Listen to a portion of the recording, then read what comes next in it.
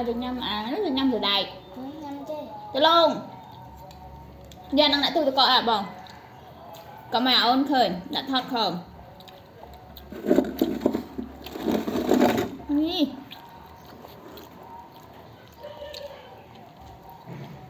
bảo nhâm nhẹ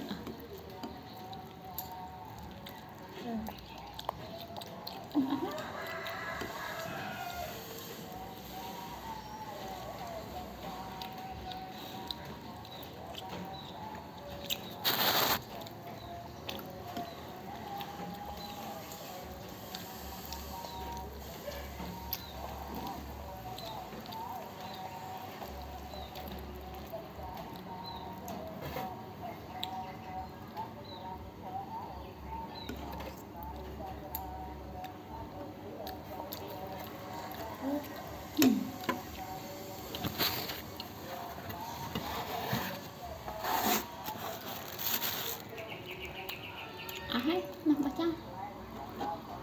hai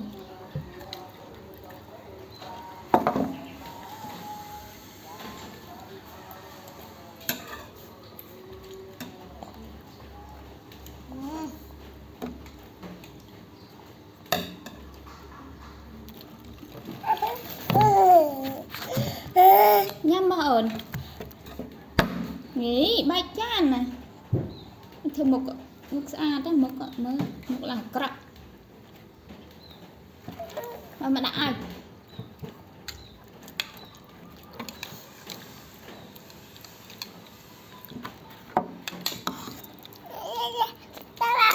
đó bôn cái áo rồi răng này ui đầy ui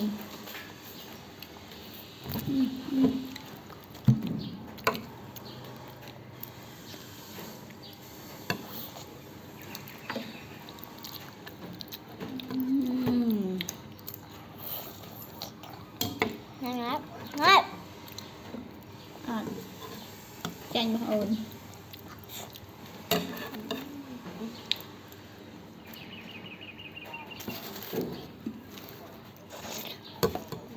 nhắm hai cái việc này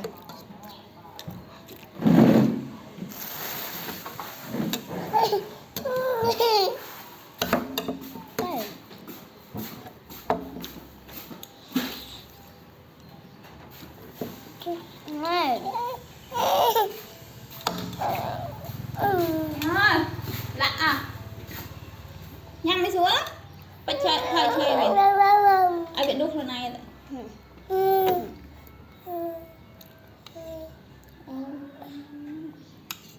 lạt đá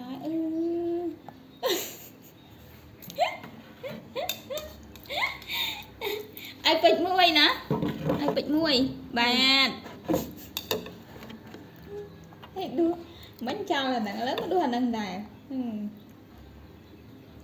lên nha ơi cồn rồi mình làm hai cái việc này cho nhé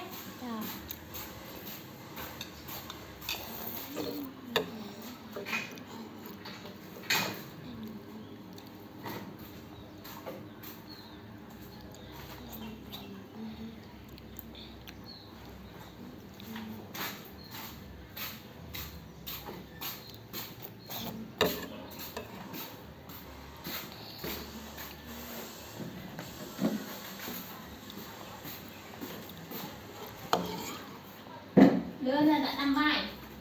một câu chuyện ở đây không hậu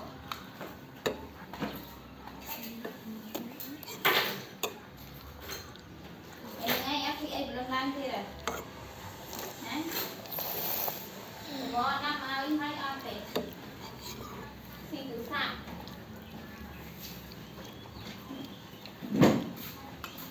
ngoại tình